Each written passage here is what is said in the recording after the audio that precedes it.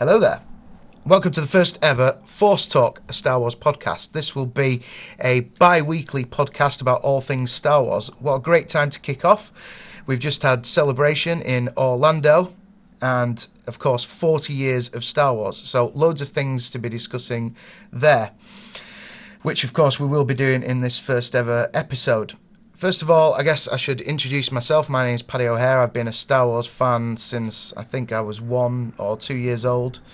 I was actually born in 77, same year as Star Wars, and I seem to remember watching it at 1 or 2 years old on video cassette and recognising instantly my favourite character, Han Solo, which I'm sure we'll be getting onto in a little while.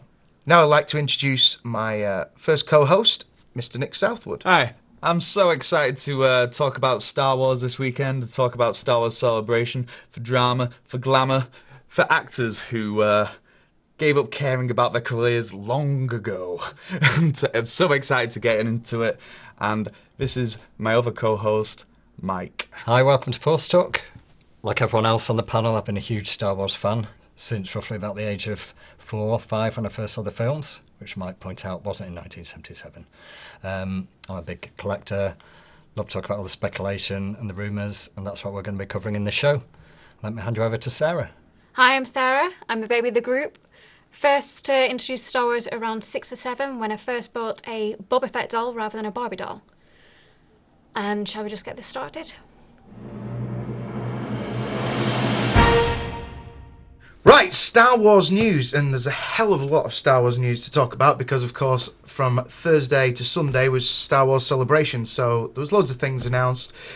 And first of all, we'd like to talk about the unveiling of the new Last Jedi teaser poster at the Last Jedi panel on Friday. So, first of all, my initial question about it is, we got the Last Jedi teaser poster unveiled however long ago it was, a month or 2 ago, where it was basically like just a plain black poster with the starfield and the lettering in red, much like the Force Awakens one. Now that is a teaser poster. So they've unveiled another teaser poster, and it's quite rare for films to get 2 teaser posters.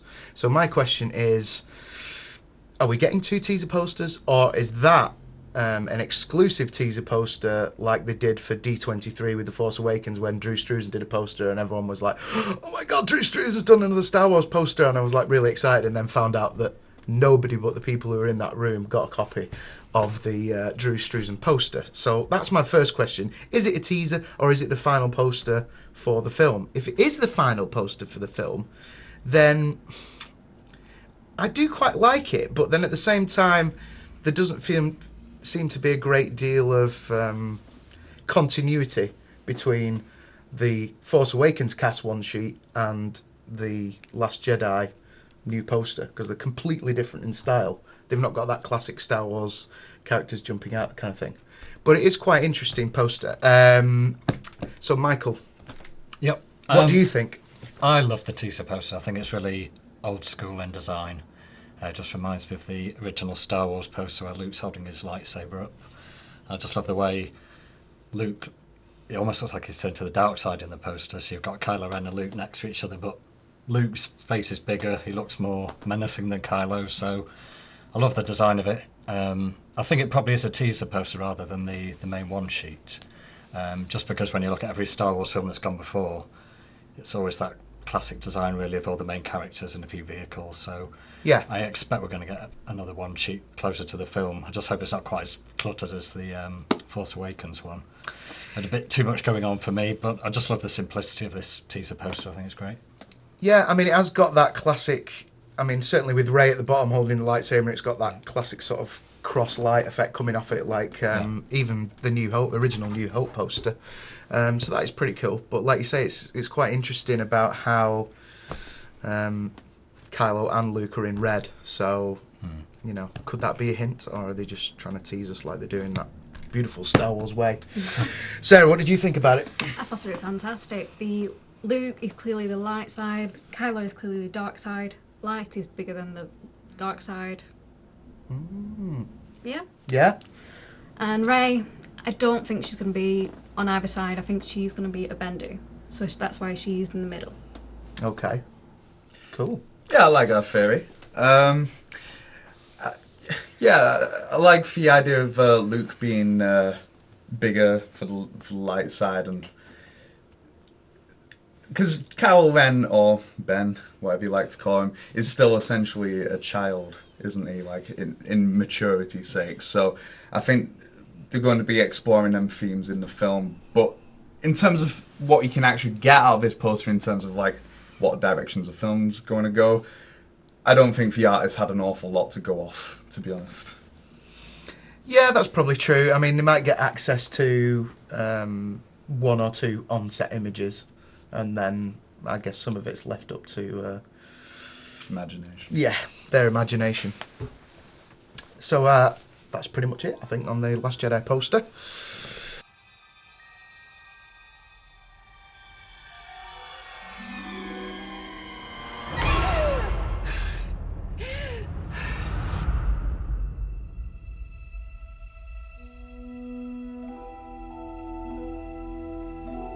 Breathe.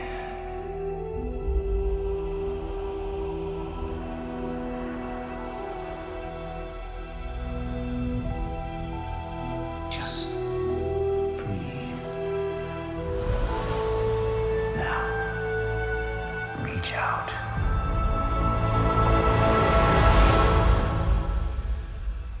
What do you see? Light.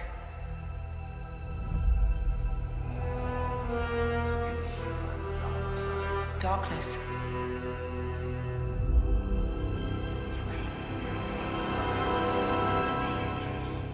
A balance. It's so much bigger.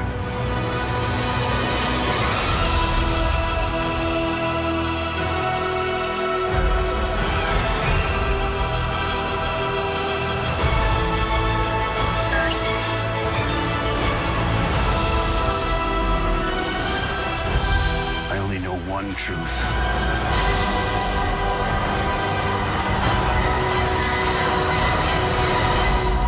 It's time for the Jedi to end.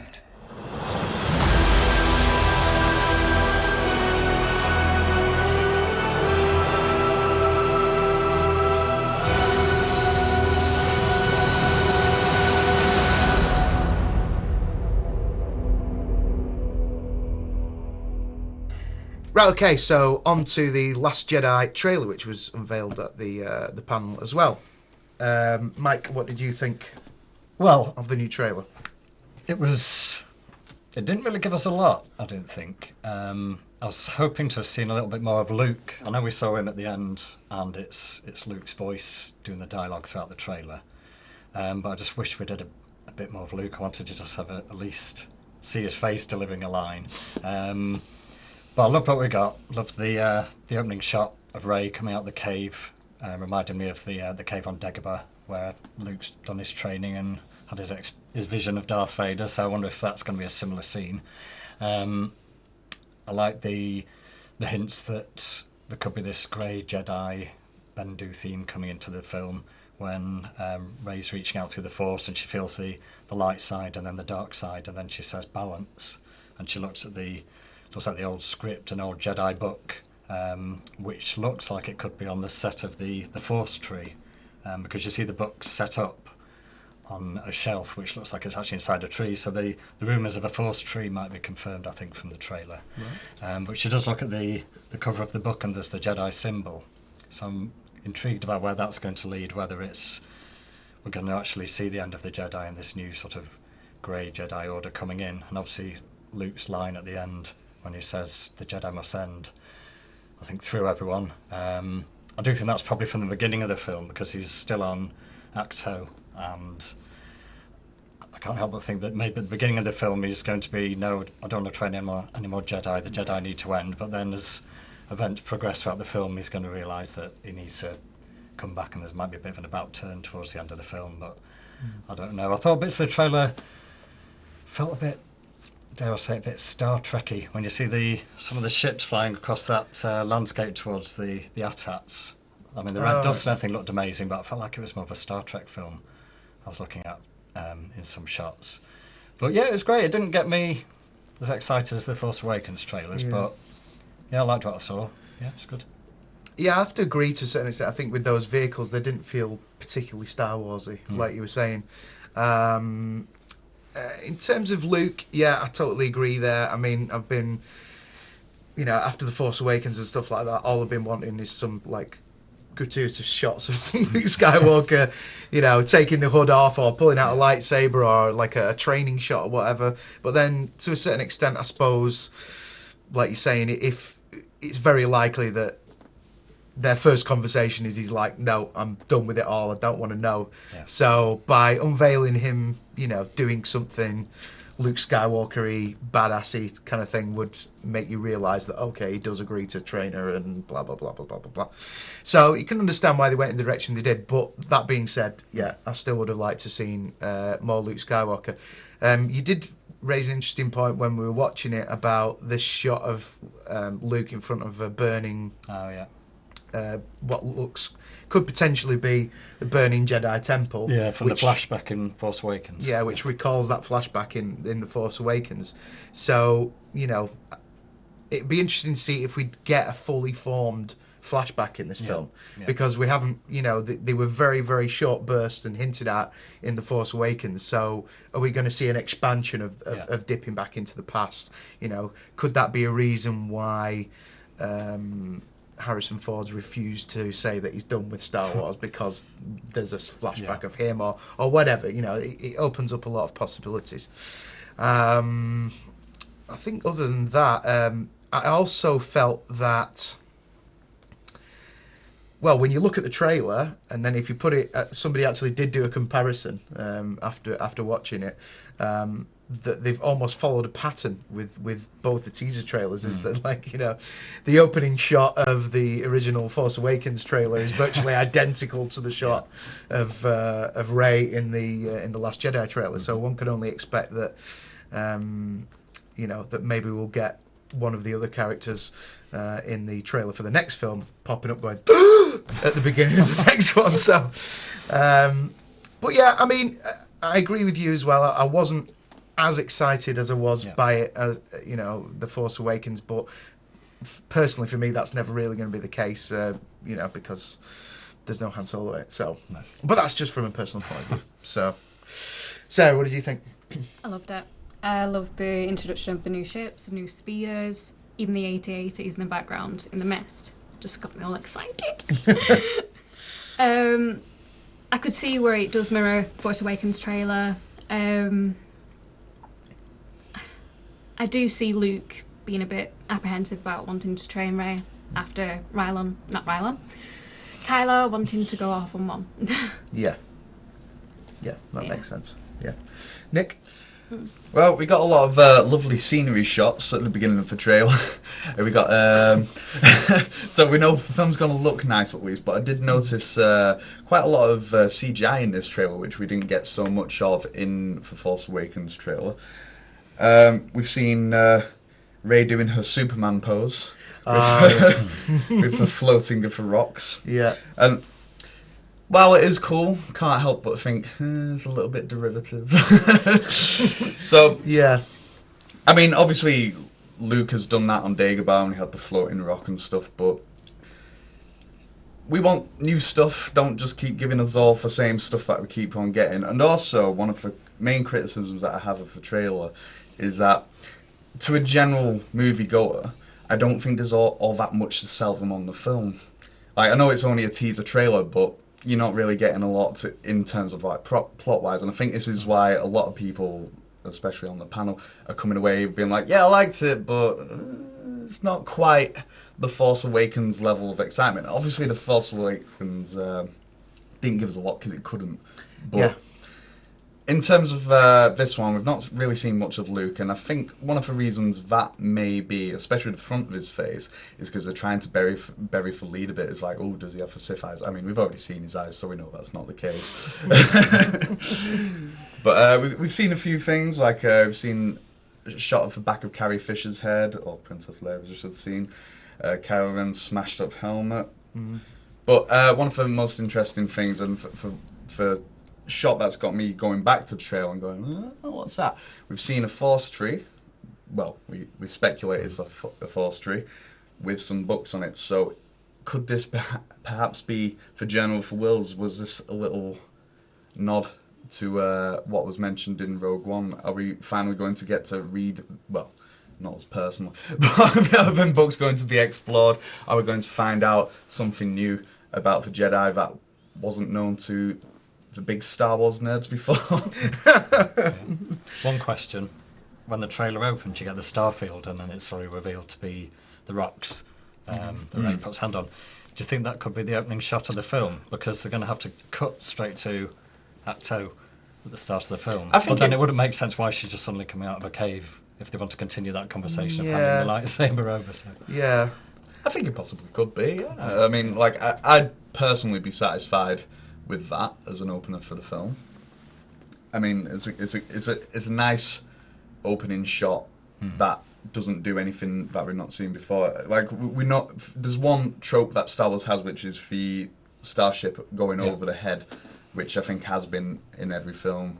So they would be breaking a tradition to do that, so maybe not, but I would personally be fine with it. Yeah, I just wondered if they'd done it specifically for the teaser trailer. Well, I don't think they'd maybe necessarily give away the opening shot in the teaser trailer. It's difficult to tell, because I think, because they've pretty much told us to a certain extent that, you know, the Last Jedi is going to continue exactly from where it left off. So, like you say, we may well get like some spaceship shots and then Luke's first words. I don't know. You know, pan down into the planet and there's Luke and he says, "There was a hand too. Did you bring the hand?" You've got to think, if you were the First Order, you'd be acting as quick as you can, because they even mentioned in The Force Awakens that for Millennium Falcon was an easy ship to track for the First Order. So you've got to think, it makes you beg for question, why on earth would you go to Luke Skywalker with the Millennium Falcon? Because maybe he doesn't want to go, but they're definitely going to find him now, so maybe for First Order are coming straight for him, and maybe that's going to be the first shot of the film for First Order showing up. Right. But we've seen that the training them, but are them shots going to make it into the film? Because we've got that Rogue One issue now, haven't we, where it's like 90% of the shots weren't actually in the film at all. Oh no, yeah, that's the only trouble. Until you watch these trailers now, and it's like, oh, how much of that we're actually going to see? How much is just there to tease? There's a lot of mistrust now, isn't there? Yeah. I mean, I personally think that'd be great, you know, if it did open like that and the First Order, you know, shows up and Luke just gives them the Darth Vader Rogue One bit and just wipes them all out. But we'll have to wait and see. We will.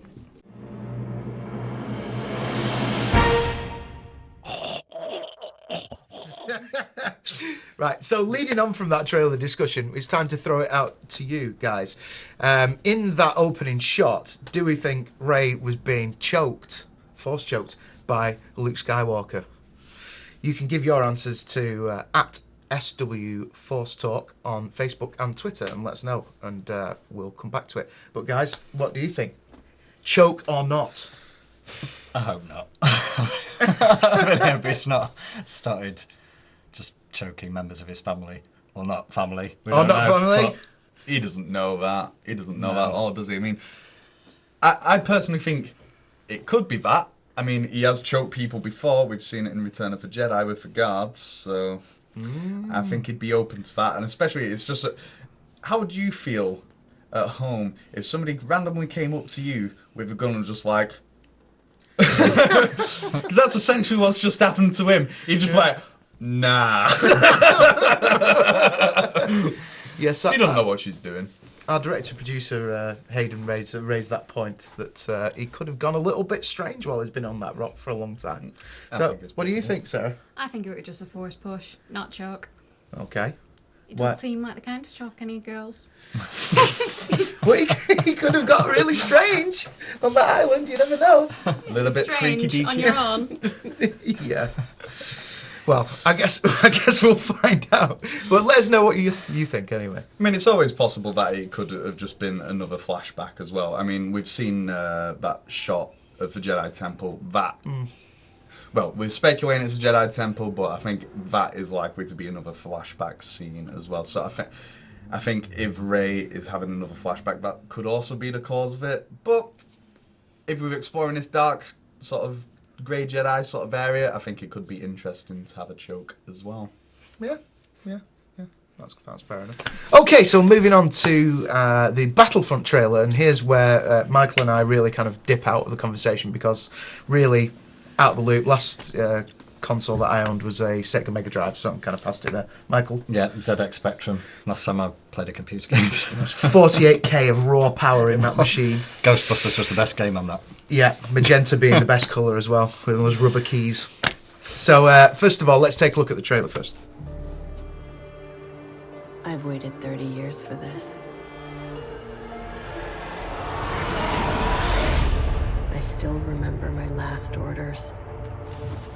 The day the real war began.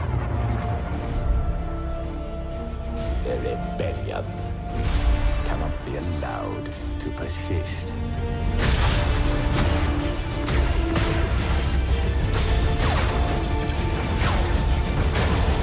We weren't expecting special forces. That's the point, Sergeant.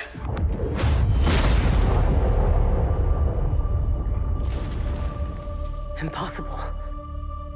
Commander, what do we do now?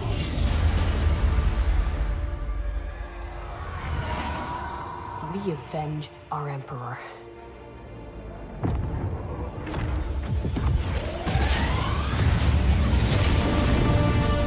Resistance. Rebellion.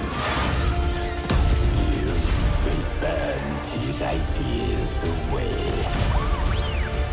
Hope cannot save them!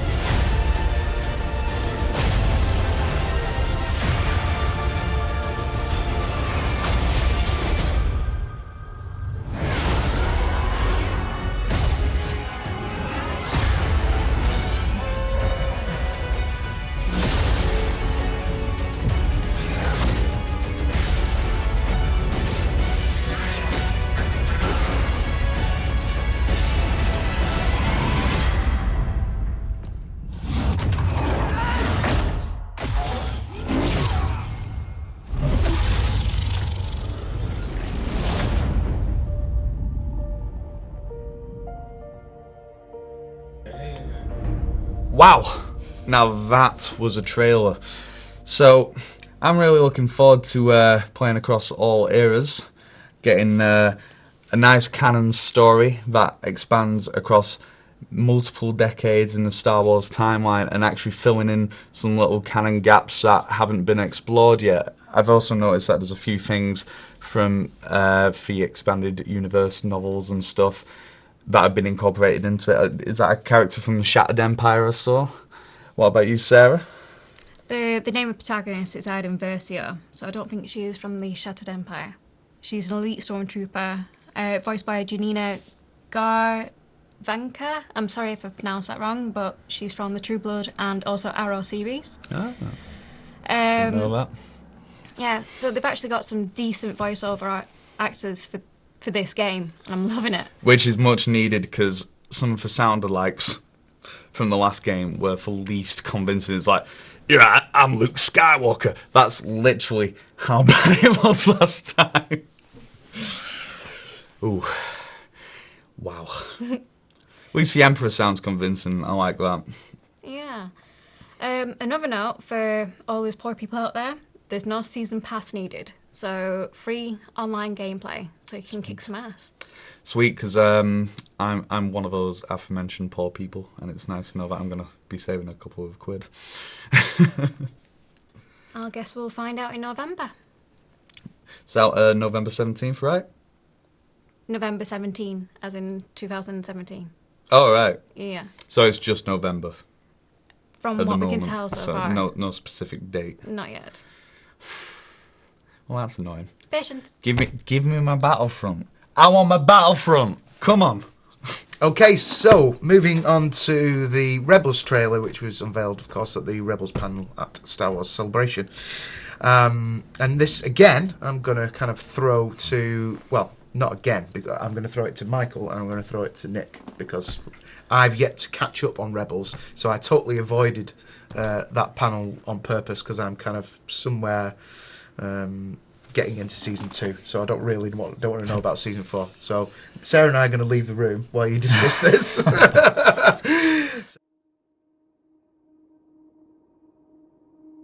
It was a simple story about a boy who was lost and a girl who was broken. They fought alongside a survivor, a war veteran, and a fallen knight. I led them into battle against an evil so terrible it tried to black out the stars. We fought for each other. We fought for those who could not.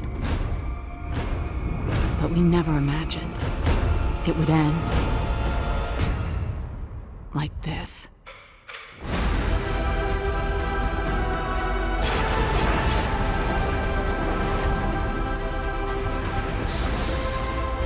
This is a time of difficult choices. Sometimes impossible ones. As long as we're together, we've got a chance. At least we'll go down fighting. All paths are coming together now. It's time to get to work. We are the balance, Ezra. We were meant to be Jedi so we could be here now, when Lothal needs us most.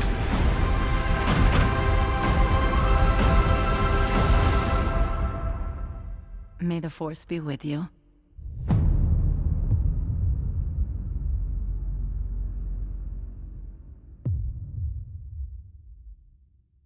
Okay, so that was the season 4 trailer for Rebels. Wow, that was crazy. That's crazy. So much going on there. Yeah, got a few new bits from old canon as well. We got Warwick Davis cast as Rook, which anybody who knows the old canon knows that might be the end of Admiral Thrawn, like he was Thrawn's slave. Oh, sorry, spoilers by the way. But we don't know if this is going to happen. This is all speculation. Hopefully we won't see the end of Thrawn, because I don't know about you, but I want way more than 2 seasons of Rebels. That's nowhere near enough. Like, such an interesting character as well. I think Thrawn has so much to contribute to the whole Star Wars canon as a whole, and I don't want it to be through books. I want live action Thrawn. I want to see Thrawn in episode 8, episode 9. I'm hoping that he's going to be in it. Really hoping, but I think with this trailer as well, there's a lot I feel like they've held back, because in previous seasons we were teased with, Darth Maul, Darth Vader's appearance in earlier seasons. So there's nothing apart from hints that this is obviously going to be the last season, which Dave Filoni announced at Celebration. This is season 4 is going to be the last season of Rebels. It's not given us a lot that we don't necessarily know or are expecting. So we kind of knew Mon Mothma would be in season 4. Saw Gerrera is going to make an appearance as well. I think he's actually, according to one of the panels, like quite a recurring character. Actually. So I think we'll be seeing quite a bit of him.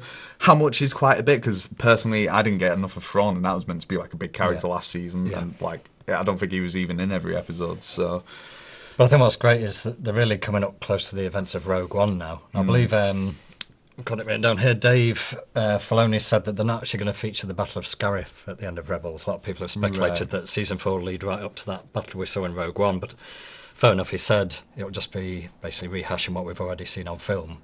Yeah, so it'll be an anticlimax of the season, so I think it's going to be a much more character-based finale. And we do see Ghost in Rogue One. Yeah. So we know at least some of the characters survive. We know Chopper's okay. We know Chopper's going to make it. Hera Syndulla, because they announced her name over the Tanner. But I think that's the big question. How are they going to end the stories of Ezra and Kanan? Because as far as we know, there's no other Jedi in A New Hope other than Luke and Obi-Wan. So pretty much looks like these guys are either going to bite the dust at the end of the season, or we can pretty much guarantee Kanan's going to die.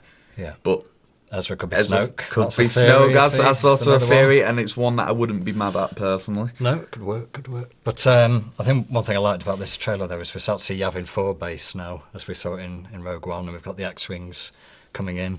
What I'd love to see, which I think could potentially happen, is if we got to see Cassian and K2SO from Rogue One make an appearance maybe towards the end of the season. Because if you think about it, they're the only main characters in Rogue One that are already established in the Rebel Alliance, because Jin's brought into the story, Saw's a militant who's left the Alliance, so we know that Cassian and K2SO are an active part of the Alliance, and if we've got Mon Mothma in season 4, it'd just be great. I just hope there's an episode where we see Cassian capture K2SO and reprogram him and bring them in and tie it in like that to Rogue One, so it's not necessarily the Battle of Scarif we see, but we start to see events in Rogue One tie in to Rebels, because I think that's how they're going to lead it in. The problem with Rebels is that we're a little bit hazy on the timeline as well, because there's big jumps in times that have happened between seasons. So we've seen Saw Gerrera in the trailer, and he's looking considerably older than last time we saw him in Rebels, doesn't he? Because he's got all the grey hair and that. So we could hold out hope that we're going to see Jyn. Maybe not. Yeah, I think she's not really brought into things until Rogue One, is she? So I think Cassian, though. I think Cassian and K2SO would be a great addition. But from what we've seen, the trailer, it looks great. I can't wait. Looks great. So let us know what you think. Okay, so Star Wars Celebration. Not only did we get the lots and lots of trailers and all that kind of stuff, there was also many panels and other highlights to discuss. So really, I mean, that's what I look forward to. Just as much as the trailers is just hearing people talk about Star Wars and people that are involved in Star Wars. And of course, 40 years, believe it or not, this year, which makes us feel really young, doesn't it? But yes, so on the opening panel was the Star Wars 40th panel, and that being one of the big highlights for me personally. So who did we have out? We had Kathleen Kennedy, George Lucas, then we had Ian McDiarmid and Hayden Christensen, who of course being a bit of a surprise. Billy D. Williams, Peter Mayhew, Anthony Daniels, and Mark Hamill. And then we thought, right, yeah, okay, that's all done now, yeah. And Warwick Davis was sort of saying, I'm surrounded by all my heroes. I'm just as much of a fan of you guys. Does it get any much more epic than this? No, it does. Yes, it does. Harrison Ford, ladies and gentlemen. And I went, ah! A little bit of pee came out. A little bit of pee came out when Harrison turned up. I mean, well, a little bit of pee and a little bit of just me died inside. Because I remember that. I'm glad that's where I was going. Well, because I remember when we were at Star Wars Celebration last year. There was a rumour, wasn't there? And it was looking quite likely because he'd done the D23 or wherever it was. But then obviously it was way too soon after his airplane accident and it just didn't happen. So I had a feeling he kind of owed them one, didn't he? And I think I remember Kathleen Kennedy saying at the time that, he promises he'll be here at some point.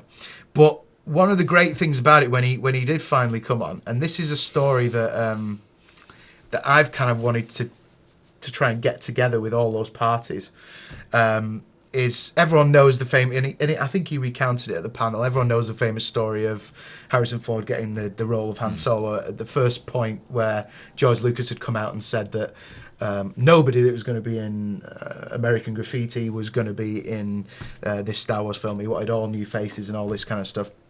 And Harrison was fitting a doorway in an office in a studio.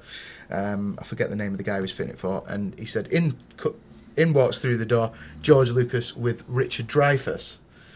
And his first thought being, oh, right, so you want all new faces for this Star Wars thing, do you? Right, blah, blah, blah, blah. Now, and you hear him repeat that quite a lot in interviews, but it's never been at a point where you've seen him and George Lucas discuss it. And he sort of put George Lucas on the spot about it, didn't he, by mentioning Richard Dreyfuss and saying, yeah, you remember Richard Dreyfuss, right? And Lucas just totally tipped. He was like, yeah, I was also with Brian De Palma. I was like, oh, right, yeah, okay. So I thought that was great.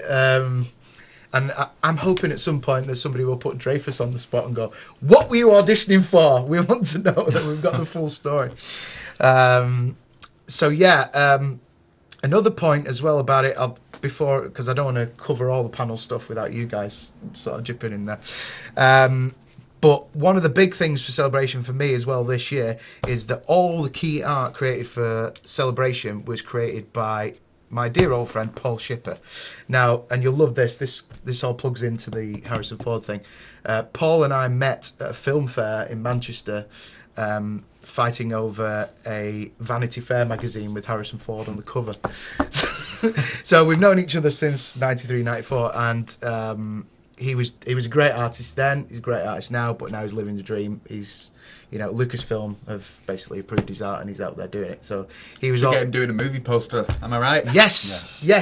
Shipper for Star Wars art, ladies and gentlemen. I think we should create a hashtag there as well. Absolutely. But yeah, it's great to see his feed over the weekend, just signing the lanyards for people and all that kind of stuff. Just really, really great.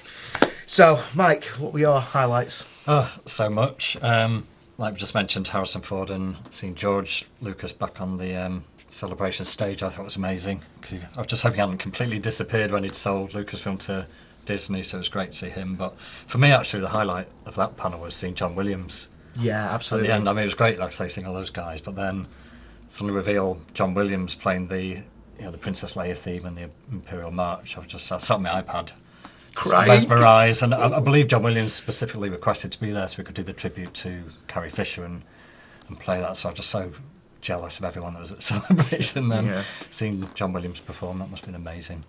Amazing. Yeah. I mean, so many other things as well. Give us another one. Mark Hamill's tribute to Carrie Fisher. Yeah, a few tissues had to come out and dab the eyes watching that one. He's such a great guy, Mark. I could listen to him all day long. Yeah, it's amazing. So I think that was really a really good panel. I think he did a really dignified and a really good tribute.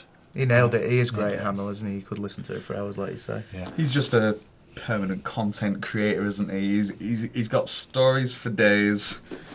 Somebody else who you might not expect to have stories for days is Ray Park, and I really enjoyed his panel. I've never seen him speak before, but I understand he's a pretty regular guy at Celebrations.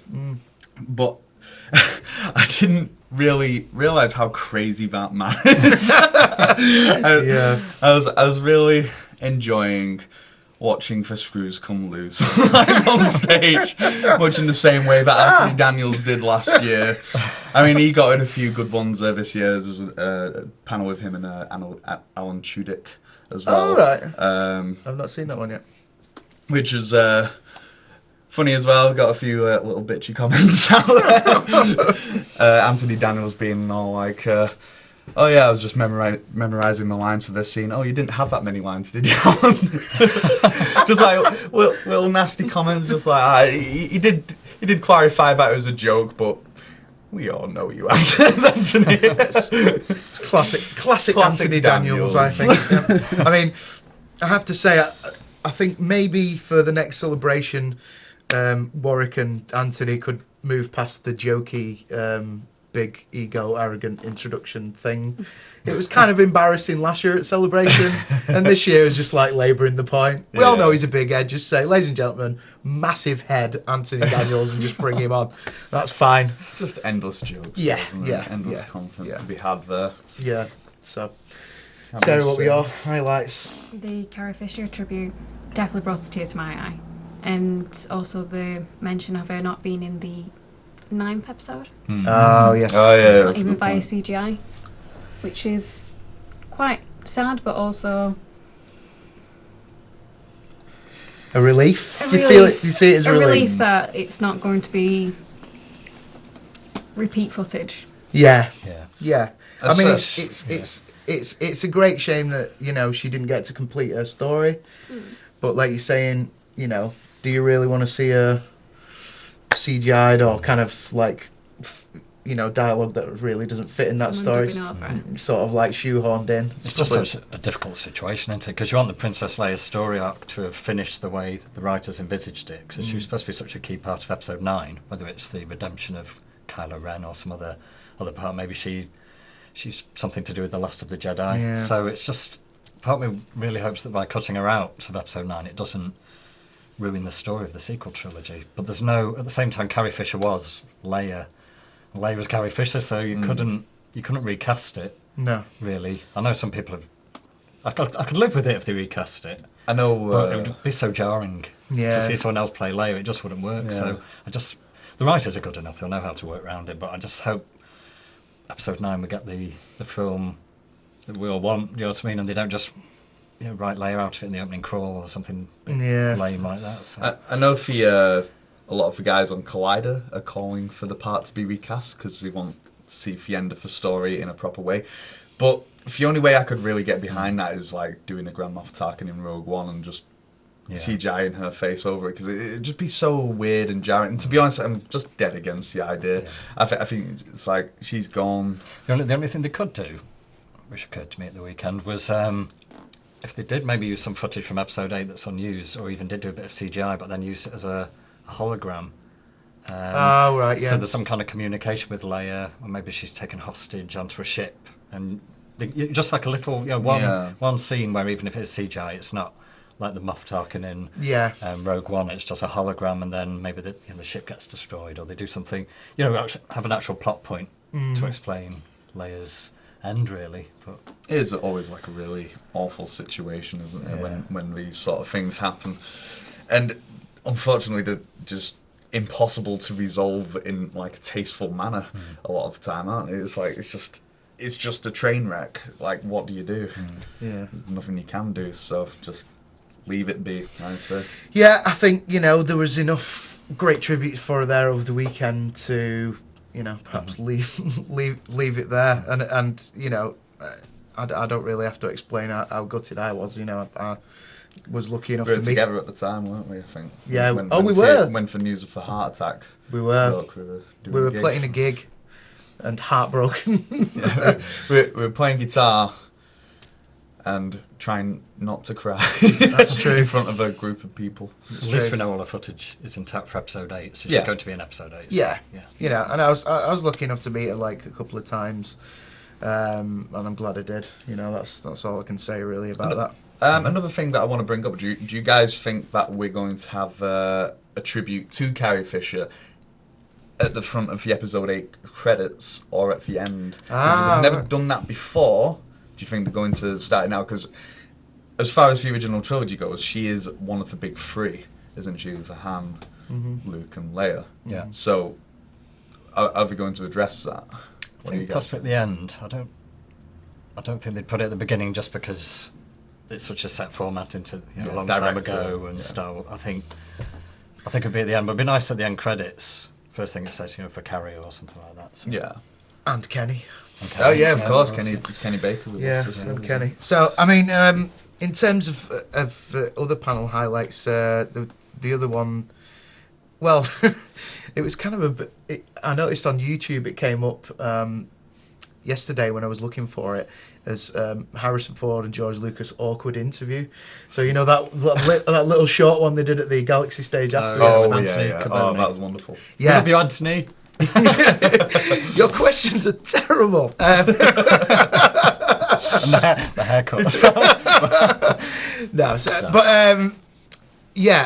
What was really good about it? I mean, they were kind of non-questions, so the guys didn't have much to work with. But he basically said to Harrison Ford, "Are you excited as a fan to see the new Han Solo film?" To which he said, "Are you looking forward to watching a Han Solo movie as a fan?" Not really.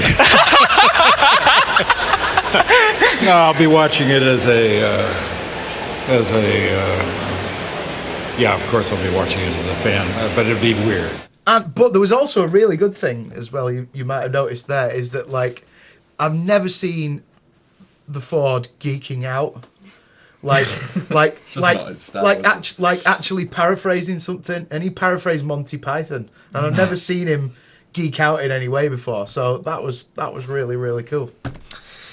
What about So- Hayden's appearance? Oh yeah. Oh, yeah. Now, do you think there's some significance in that? Because he's not done, as far as I'm aware, he's not done a celebration before since 15 years. since, yeah. 15 years. And I think he had a really good reception, didn't he? So, Oh, yeah. Sold out quickly. so I wonder if that's a hint that he might be popping up in episode 8 as a Force Ghost. Because it makes sense for him to appear in 8 or 9, doesn't it? As Anakin's Force Ghost returning. So maybe they were gauging the water, slowly getting him back into the subconscious psyche of the fans. Yeah. I don't know. What do you think? Would you like to see him come back? I would, yeah. But would he be there for Rey or would he be there for Kylo? Or Luke. Or Luke? He needs to be there, though, doesn't he? We need to see Anakin. Yeah, they Let's have see to him bring again. Andy. And really, he's, it has to be him, doesn't it? You see Grandad. I think we'll at least get his voice in episode 8. I think it's definitely going to happen. But to be fair, we want to see the Force Ghosts, so hopefully that'll be in it. Yeah. If not, no big loss. That's another point. It was, I think it was Andy was talking about this. This is our composer, folks, for when you hear their Force talk.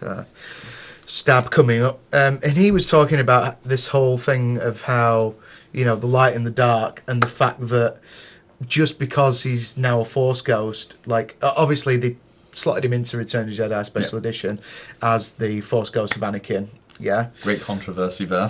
Yes, a lot of of people course. very upset with that. Yeah, of course. And rightly so, because it's like, why would Kiddie Anakin be showing up? Because like that's the last time he was was the Jedi. Or whatever, No, on the but he light wasn't side. though, because like show he was turned back to the light when he killed the Emperor. He did.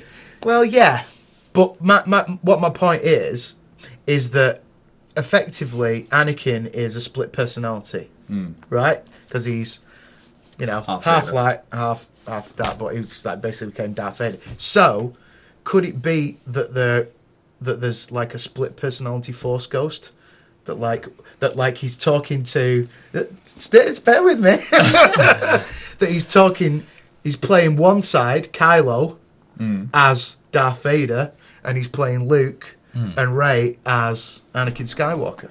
Well, there was some concept art in the book The Art of the Force Awakens, where they've done some designs for Anakin's ghost, and he's got the hood up, and there's some quite creepy images where half his face is like Vader and half his face is Anakin, and then some of the pictures it's almost like a skull. He's Anakin, but he's got like Vader eyes, and it looks really good. It'd be really cool if they actually did that, and it's like he's supposed to be shifting between the light and the dark when he appears as a ghost, so it could actually be something they've already thought about. So you never know. Yeah.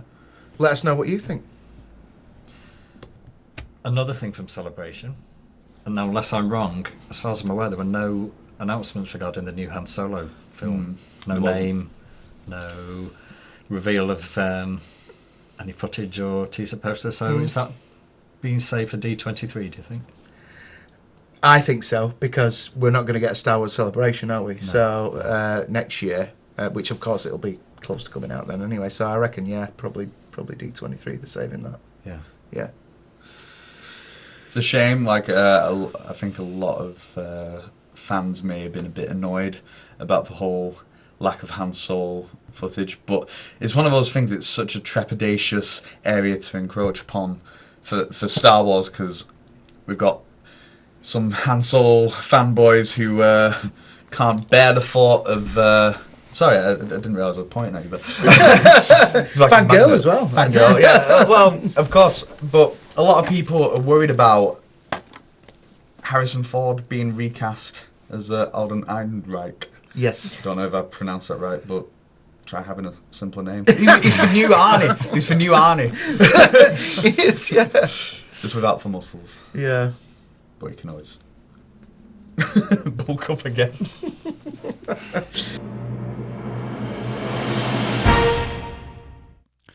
Introduced in Revenge of the Sith, the tragedy of Darth Plagueis the Wise was a failed story of immortality botched in the most embarrassing of fashions, which is, of course, getting murked by your apprentice while you're taking a nap.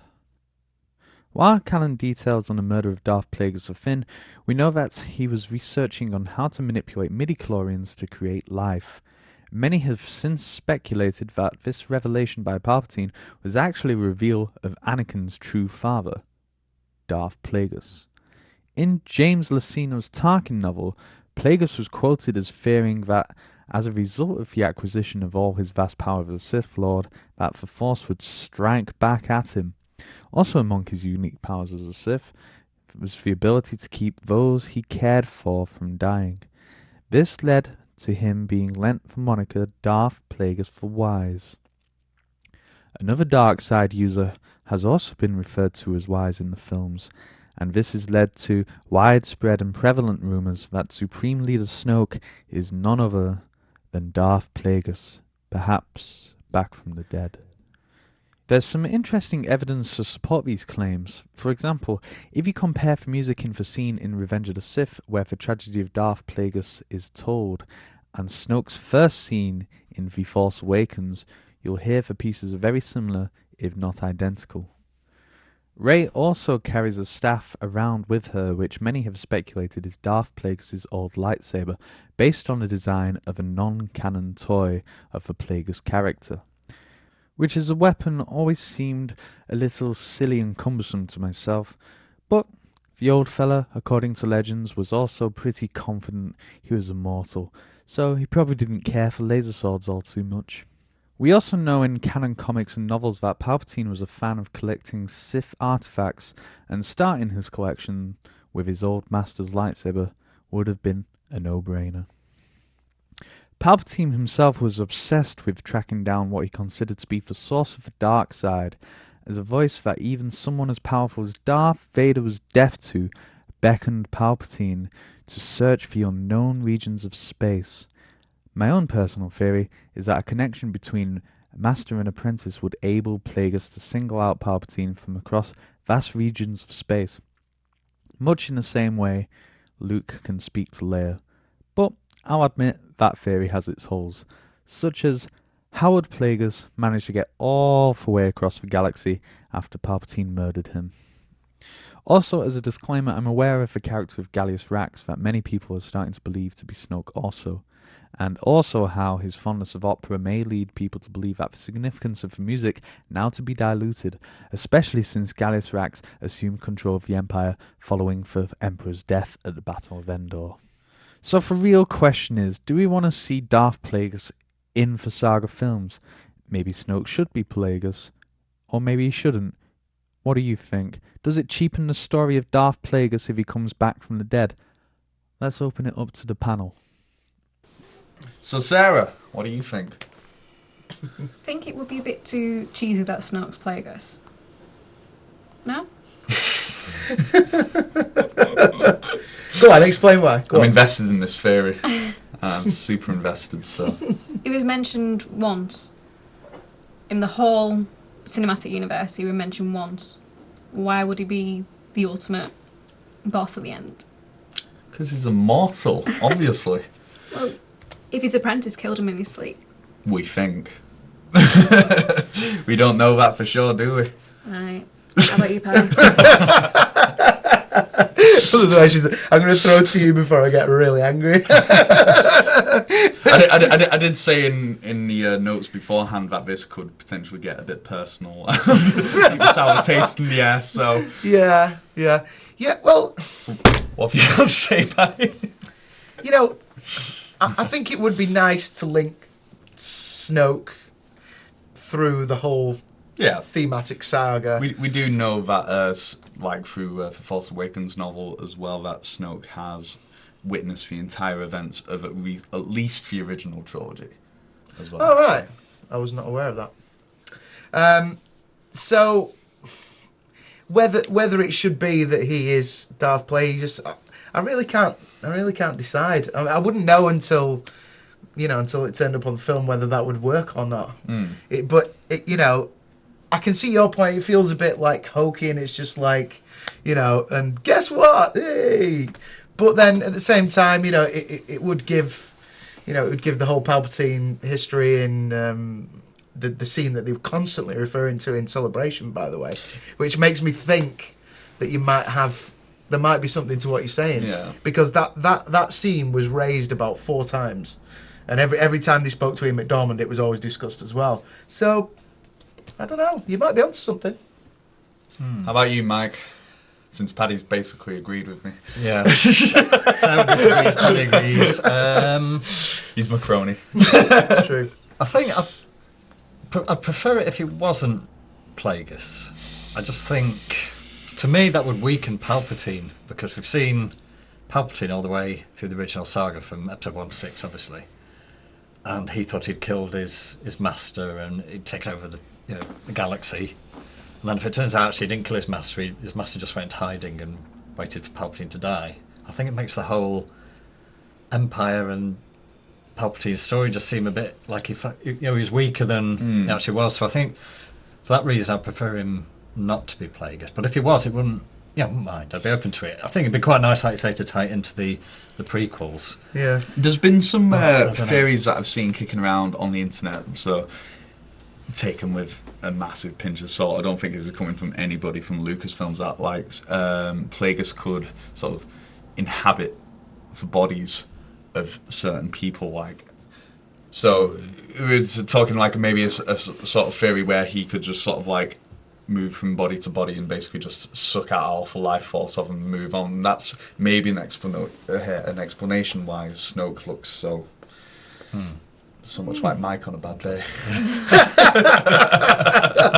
He's not had his 4 coffees. Yeah, like I said, it's going to get personal. But the thing, I don't know, I think if Snoke's Plagueis, why would he have gone into hiding? Because surely he's more powerful than Palpatine, unless he was scared that that's the apprentice that defeated him, so he was waiting for Palpatine to die before he reveals himself. But to me it's just, I don't know, I think there's too many ifs and buts and things that need explaining. It'd just be so much easier if Snoke's just a new evil character, and let's explore Plagueis maybe in a spin-off film a few years down the line, set before Phantom Menace, like an old Knights of the Old Republic. For me personally, I just don't think Plagueis would be an interesting character if he isn't Snoke, though, because otherwise he's just one of the many, many Sith Lords who failed. But is he a Sith? He might not be a Sith. Well, he is. Like Rule 2 and all that jazz. Like, he did teach Palpatine after all. And I think that has been confirmed now, so... Shut up, Mike. So wrong. It actually has been confirmed that he wasn't then lying in that scene that they're constantly referring to. No, apparently not. Like, that is a legit. That is canon. That is true story of made up Star Wars. So it's no longer canon fodder then, effectively. Well. Yeah, well, Plagueis is canon fodder, isn't he? Because he did die off screen, and he is part of canon. Yeah. As for segment.